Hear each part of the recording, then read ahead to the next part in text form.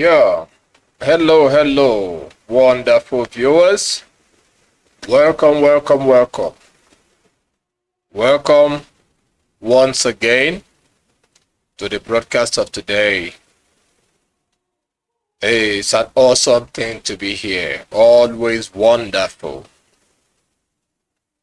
Oh yeah, for a while, we had a lot going on, as usual.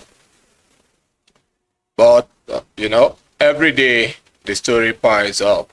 So today, we decided to give ourselves some break so we can be here today to do this one. Oh yeah, the wind of liberation is blowing and everyone is being gingered. For that reason, the topic of today's broadcast is this. You can see it. Togo liberated as Eyedema falls. Oh yeah, Eyedema has to fall for things to play. You know, we have been talking about this Eyedema story for a very long time. On your screen there, you can see that's the son of Nasingbe Eyedema. His name is called A.I.R. Eyedema. A.I.R. Eyedema. Oh yeah. The son of a betrayer. And they converted Togo to their personal wealth. He's the son of this bandit on your screen now, this one. What's his name again? Nasingbe Eyedema. This one. That is the Nasingbe Eyedema when he was still on uniform, After he took over government, or perhaps the seat of power from this man. This is the image of Sylvanus Olympius,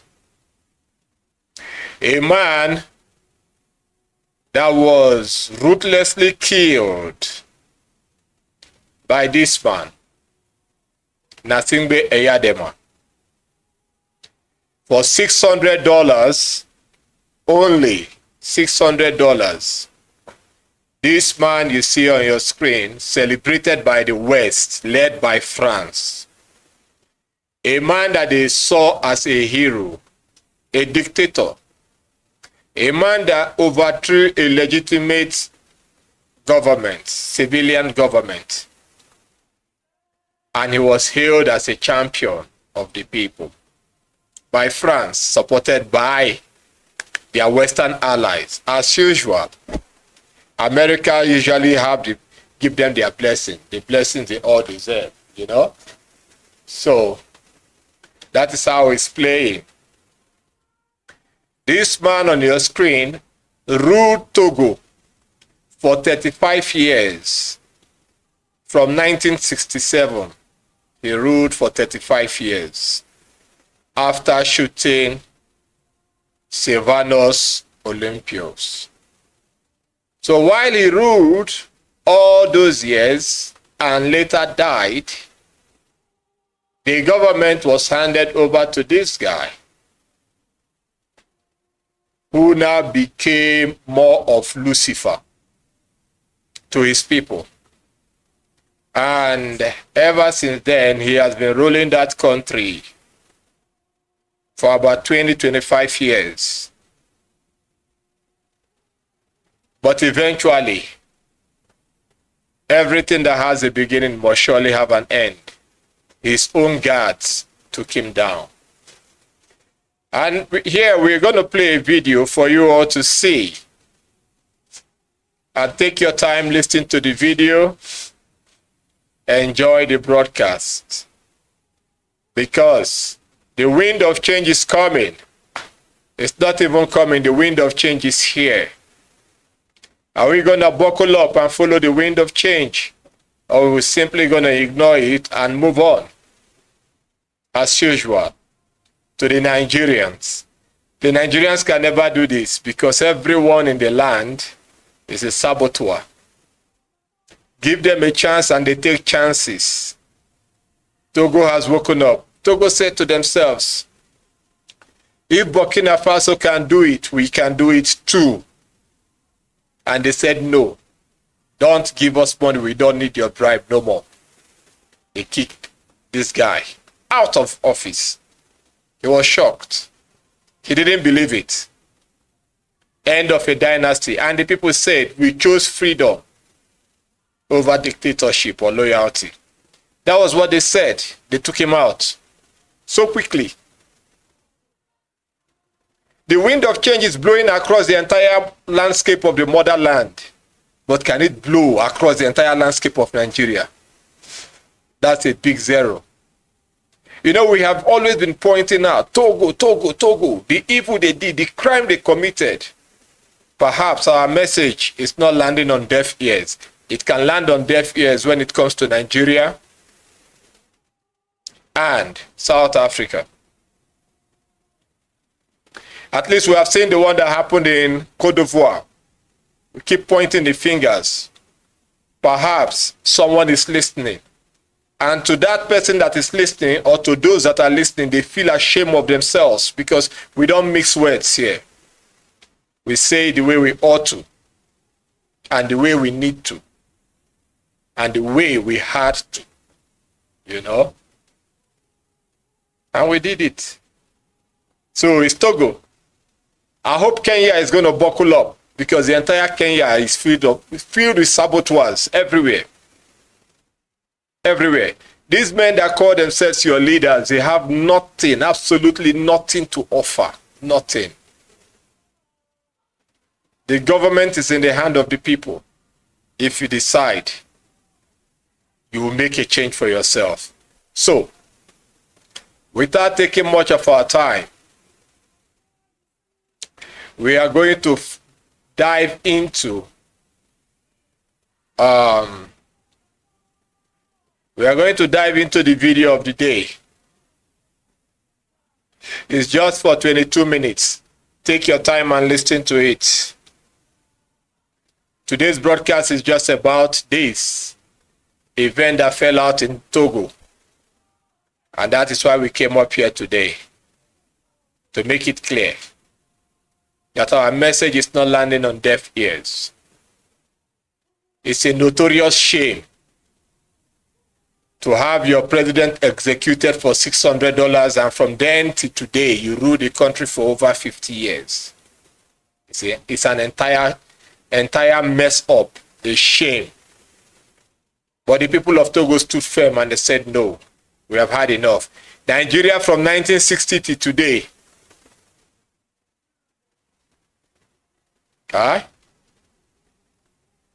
They can't stand up. If we give Nigeria an extra 100 years, Nigeria will dig the ground and go inside the mud and hide. That is how coward they are. The people of Togo stood firm. They stood firm. And they ousted the guy from the office. So let's go there, my people, and watch this. Share this broadcast. Follow this channel. In fact, you don't need to follow the channel if you don't want to. But download this broadcast. All our programs, download them and share them according to the way you want to do it. Or cut it anyhow you want to cut it. Make a reel out of it. Make a short out of it. Share it. The side that interests you the most, share it. It is a message of awakening. People have to wake up. The old system has crumbled, but it has not crumbled when it comes to Nigeria. It's still standing firm. When it comes to Kenya, it's standing firm. So share this message. Wind of change is blowing across the entire West Africa, and it will take over the entire motherland. Let's go there, my people. This is the video. On constitutional reforms demanded by the... Let's start it. Start. The Togolese opposition receives support from African civil society.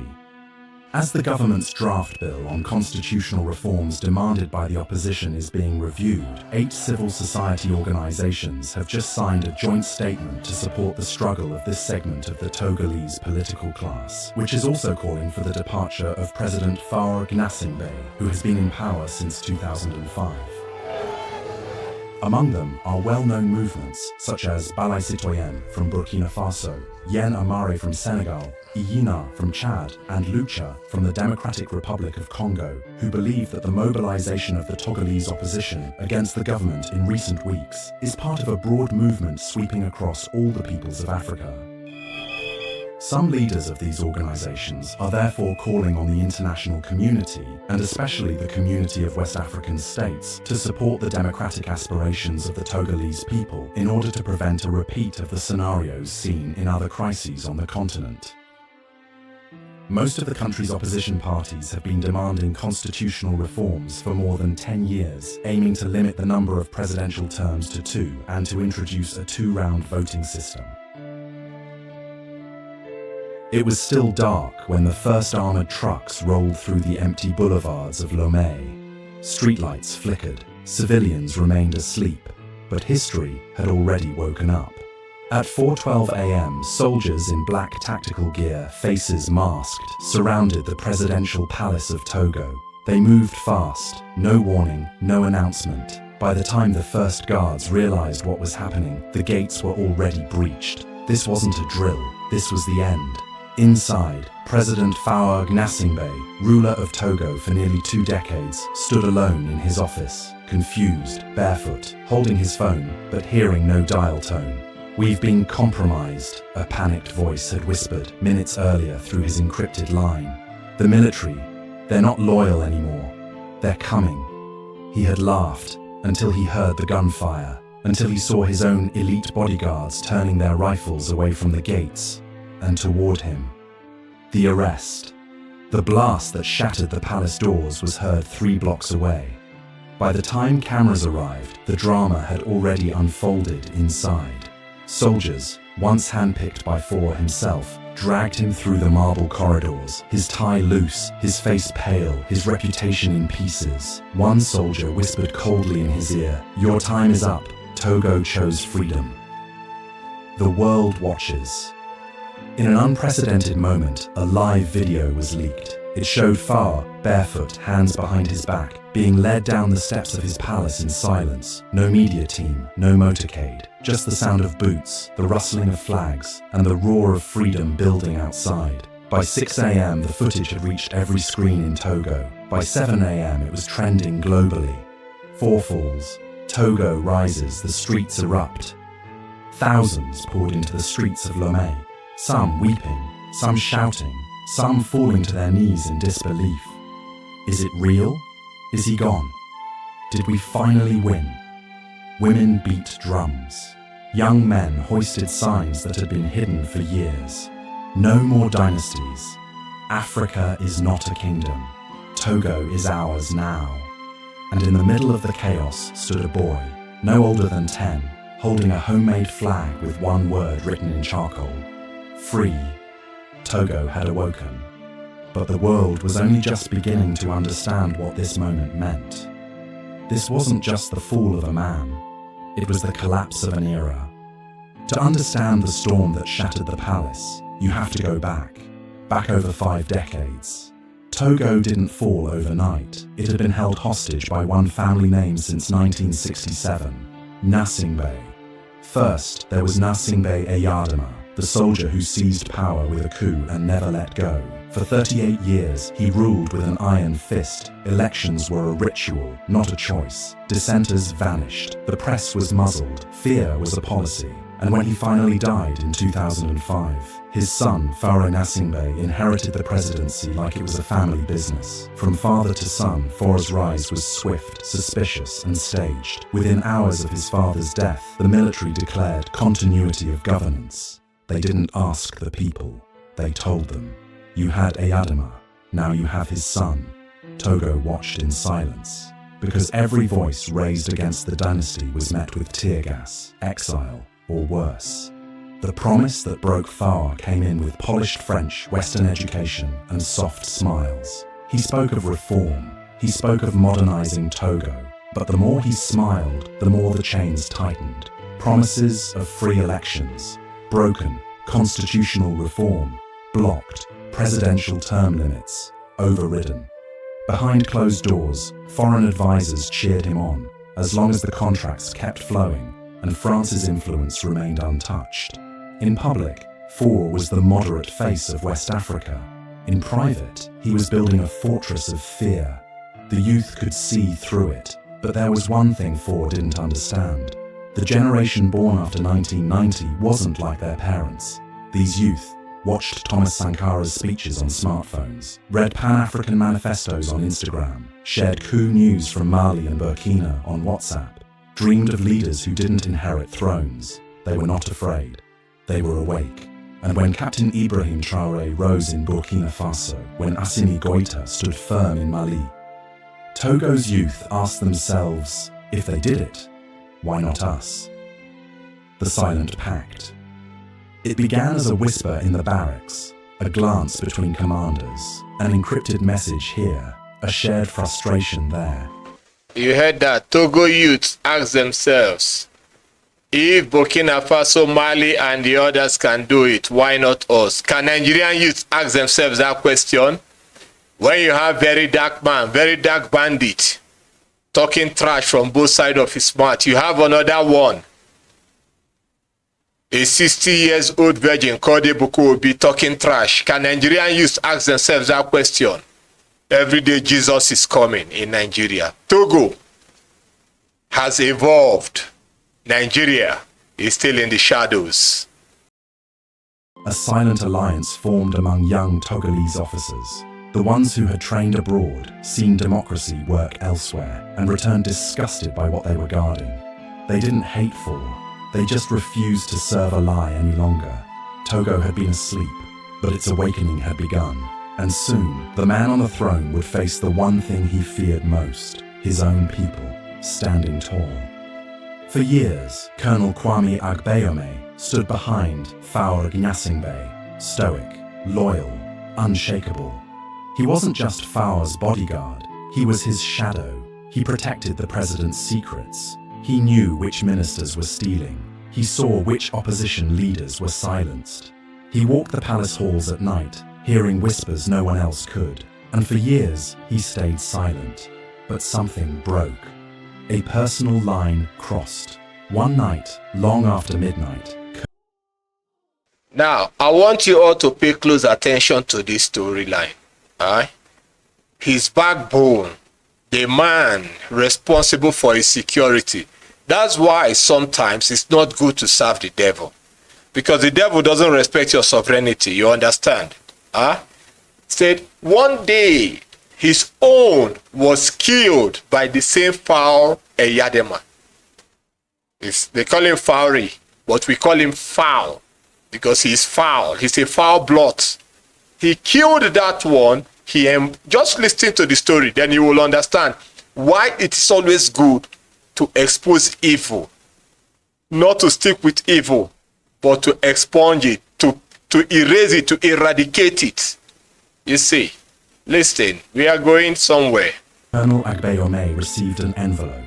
No return address, no markings. Inside were photographs. A village burned, women crying, a toddler bleeding, a young man, the colonel's cousin, face down in the dirt, executed by soldiers, Togolese soldiers. The mission had been counter-insurgency, but in truth, it was punishment for a region that dared protest Faure's rule. That's when the colonel realized he wasn't protecting a president anymore. He was protecting a regime that devoured its own people. The secret network forms. Over the next 6 months, Colonel Agbayome began building an invisible alliance. Not rebels, not mercenaries, Togolese patriots in uniform, captains, lieutenants, intel officers, all young, all furious, all quiet. They met in code. Now listen, does Nigeria have patriots? Nigeria doesn't have patriots, they have sellouts. You see, he said the colonel started building alliance with patriots, those that knows, those that went abroad to study. They came back. Military officers that went abroad to study, they came back. They said, what we saw outside is not what's going on back at home. It's a shame. It's a disgrace. Try that in Nigeria. They will tell you how you will go to hell, how Jesus or Muhammad is coming the following morning to send your soul to hell. Try that one in Nigeria. You will hear an idiot man called Adeboye or what's his name again? Kumuyi, coming out to tell you of how the Bible said you should respect criminals, when the same Bible said a thief must pay back sevenfold of what they stole. But your pastors will say, pray for the criminal. You see how Nigeria is so messed up. Togolese, they said enough is enough. They started building. 6 months. It took them 6 months.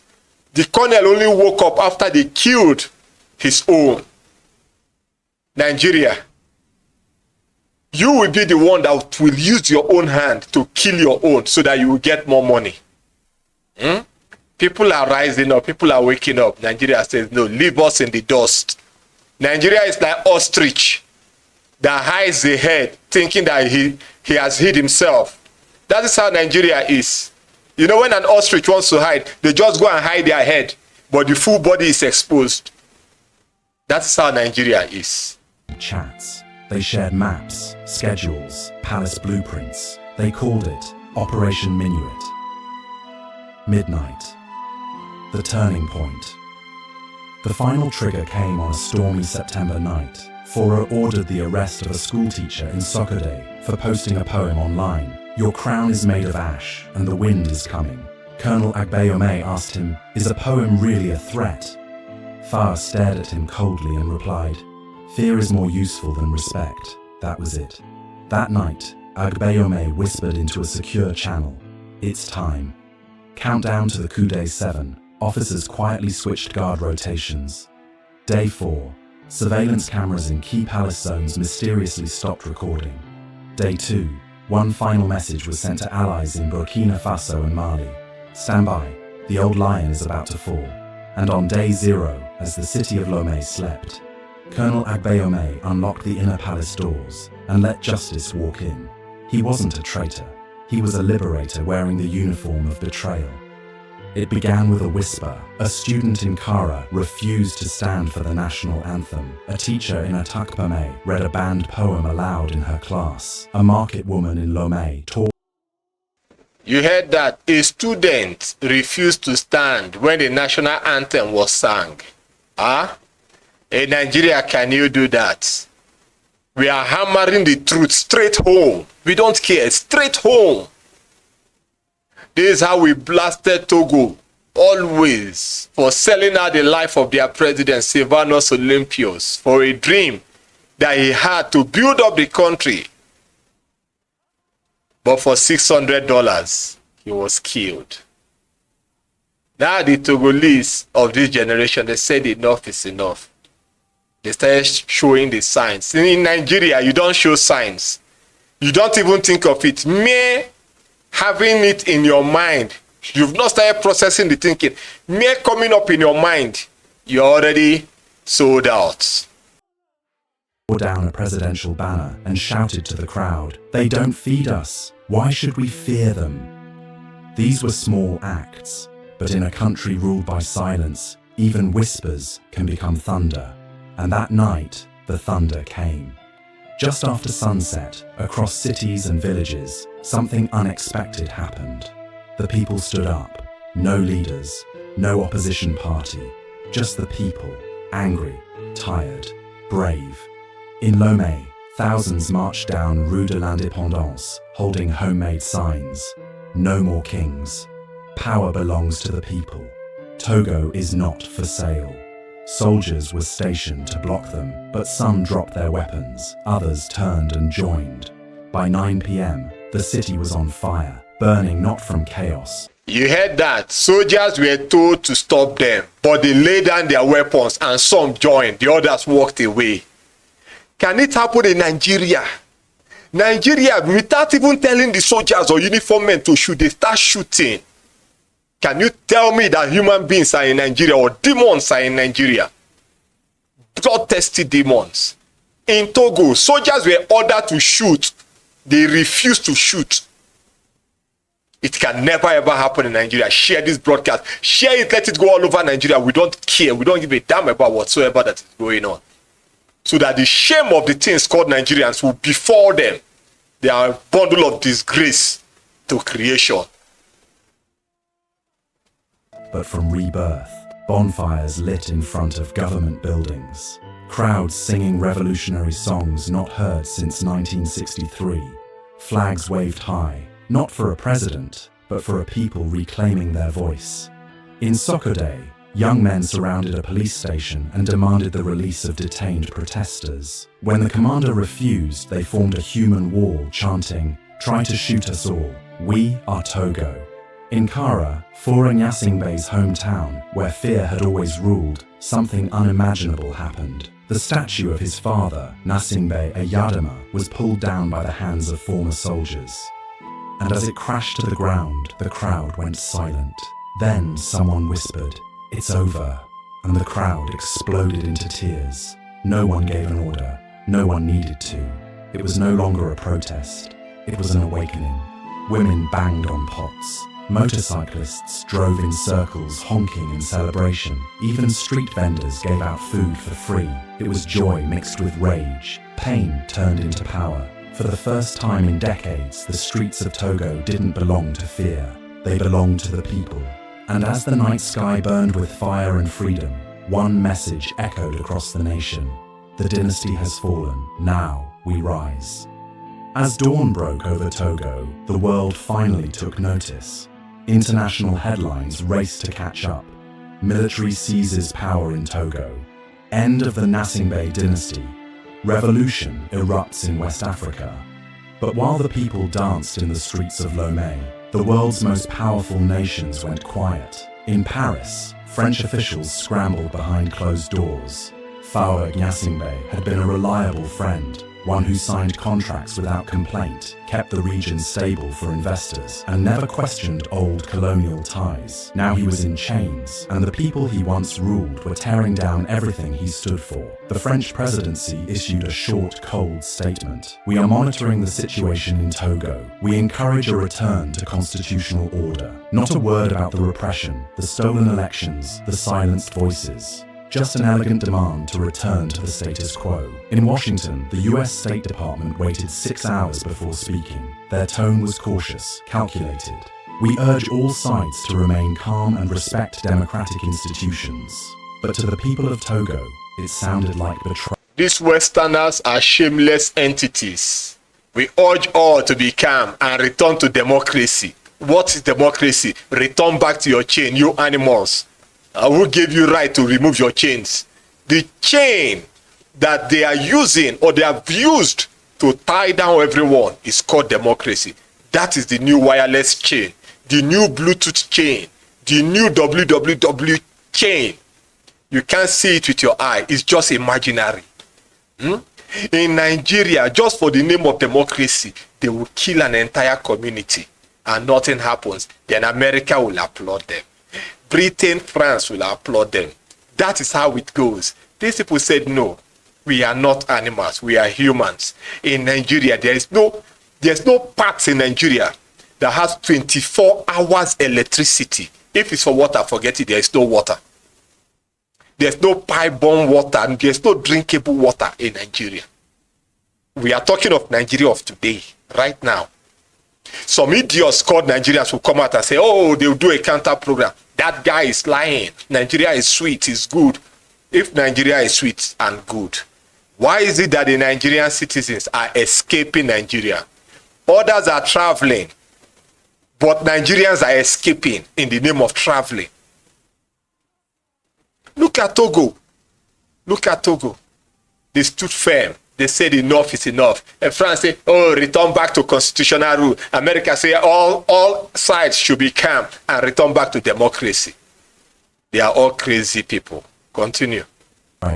Because what democratic institutions? 4 had changed the constitution twice to stay in power. Where were those voices when his regime jailed journalists and outlawed protests? The African Union held an emergency session. Some members demanded immediate sanctions, but something had changed in the room. Representatives from Burkina Faso, Mali, and Niger stood and walked out. They weren't interested in restoring a puppet government. They were watching a new Africa being born, and they refused to interrupt it. Burkina Faso's captain Ibrahim Traoré gave a rare televised statement. What the Togolese people are doing is not illegal, it is moral.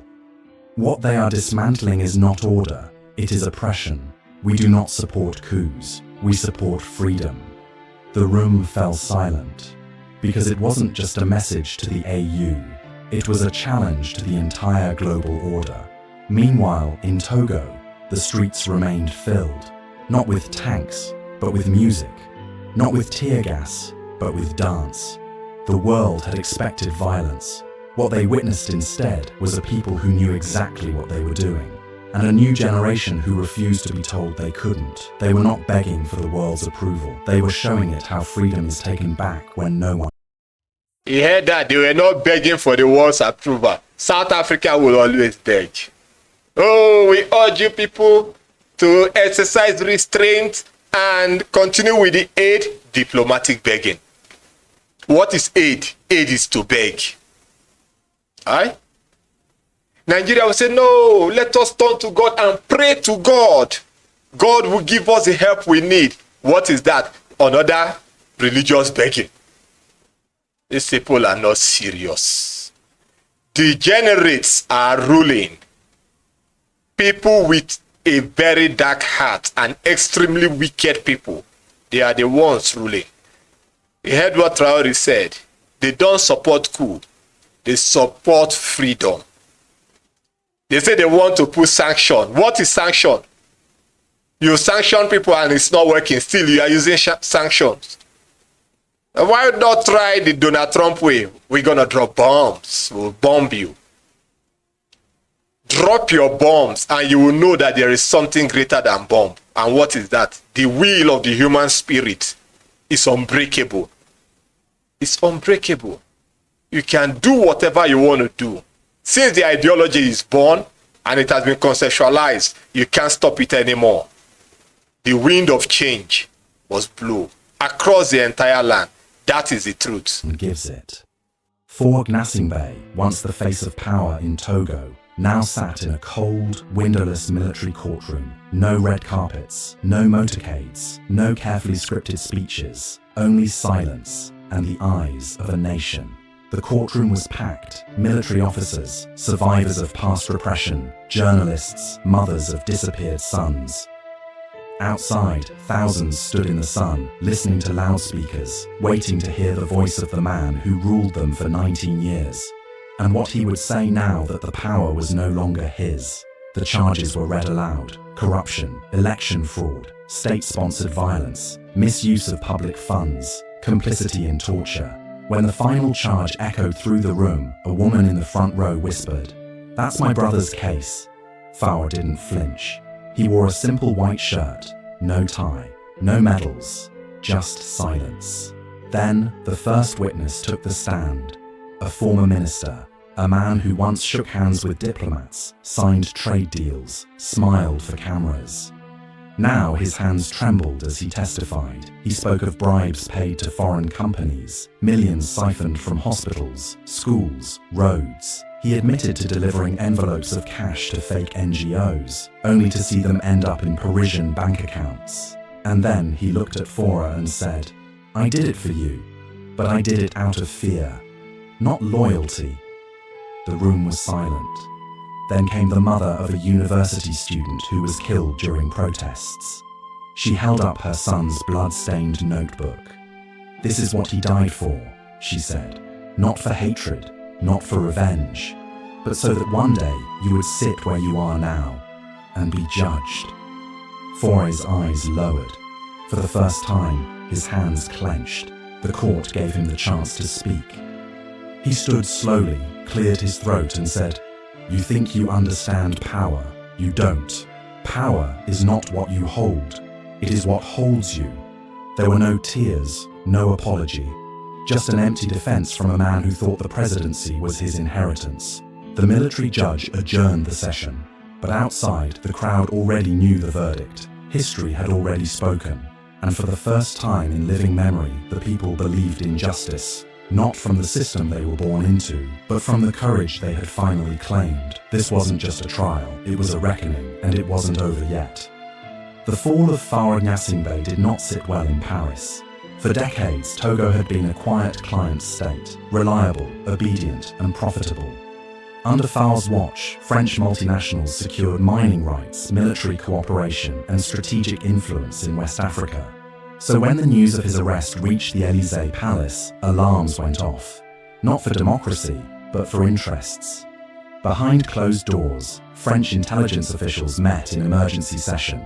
The verdict was swift. We must extract Faure. If he speaks, if he confesses, we risk losing the entire region. A covert operation was authorized within 48 hours. Under the codename Operation Eclipse, a French Special Forces team was deployed, trained, armed, and airborne.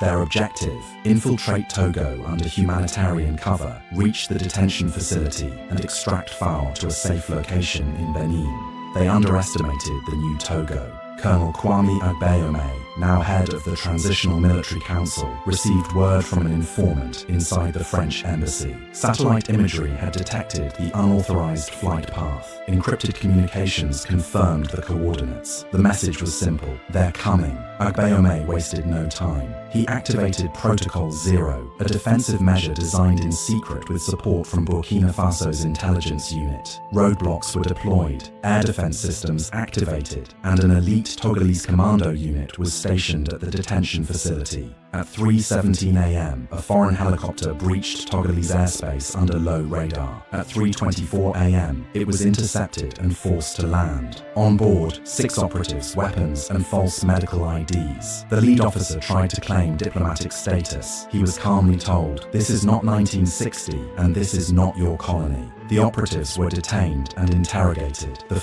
You heard that? They told the officer, this is not 1960, and he was detained. France sent military men to go into Togo and move the criminal called Faure Eyedema out of jail. And they captured them with their military helicopters and everything. Captured France, captured them like rabbits. Rabbit is fast, chicken. Captured them like chicken. Not even the regular chicken, old layers. And they told them, this is not 1960. What do they mean? This is not when you killed Sylvanus Olympio. They reminded them history. You know, France is so shameless. They are not educated. They forget things easily. Have they forgotten about the Maginot de Routes during the World War? The most expensive defense project that never fired a single shot, and France fell, and they captured the entire France. Have they forgotten? That is why they reminded them, this is not 1960, we know your plans. They arrested them. It's a shame. What we need is people that have a sense of history, that are educated, bold, and capable to speak or of speaking. But what we have these days, more especially in Nigeria, are diplomatic speakers, politically correct speakers, and so on. Everybody wants to pick their words so that YouTube algorithm will favor their videos to go viral so that they can sell and make money. And secondly, so that when the oppressors hear them speak, they say, oh, this guy speaks diplomatically. Let us hire him to speak for us. And they hire them. That's why Nigerian social media content makers, their effect is of zero value. They add nothing to the system. They work for the government, they work for the churches, they work for the oppressors. That's all. That's what they do. You hear them say this is not 1960, but can that happen in Nigeria? It is called future impossible tense. It can never ever happen. Continue. Footage leaked within hours. France denied everything, but the evidence was overwhelming and damning. Across Africa, outrage spread like wildfire. In Mali, a public statement was broadcast. This is why we left ECOWAS. This is why we reject dependency, because even in our rebirth, they come to steal our right to justice. In Ouagadougou, Captain Ibrahim Traoré addressed the incident on national television. They tried to steal Togo's dignity in the dark. They failed, and next time, they won't leave. It was no longer just about Faure. It was about the future of African sovereignty. Togo had exposed not just a dictator, but a system, and the message to France was no longer whispered. It was loud, clear, and continental. We are not yours to manage. We are not yours to rescue. We are not yours at all. Colonel Kwame Agbayome stood at the podium in front of the National Assembly, not in full military gear, but in a simple dark suit. No medals, no rank insignia, no promises of eternal rule. He looked exhausted, but the crowd gathered before him saw something different. They saw a man who had risked everything to break a dynasty and refused to replace it with another. The speech was short. I will not take power. Togo belongs to no man, not me, not the Gnassingbes, not the military. It belongs to the people. A wave of stunned silence swept through the crowd. Some wept. Others clapped slowly, uncertain whether to believe him. In a continent where soldiers often take power only to become the next strongman, Agbayome was breaking the script. Instead of a presidency, he announced the formation of a transitional council for national rebirth, a diverse body of civilians, military officials, and representatives from youth and women's movements.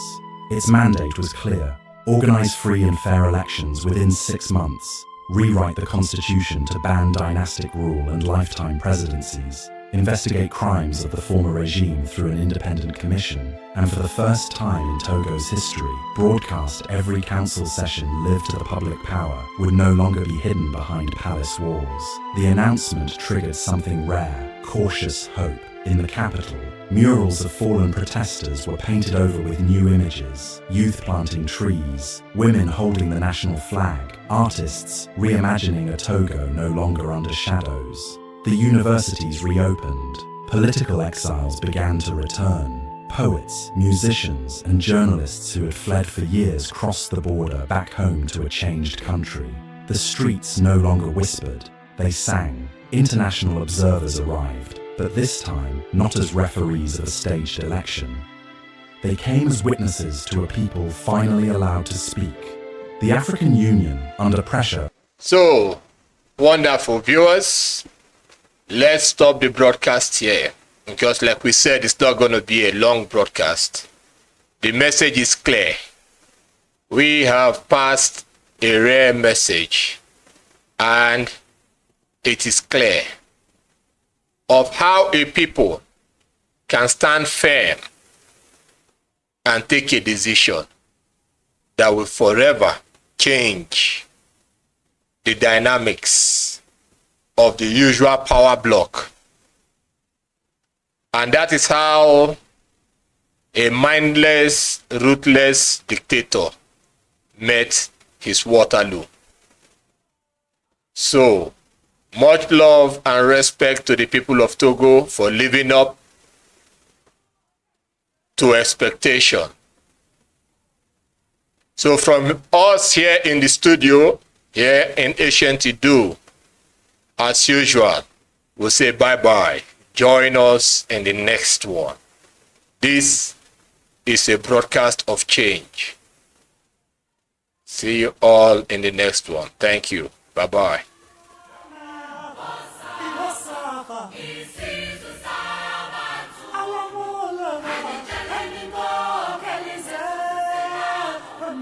Mono.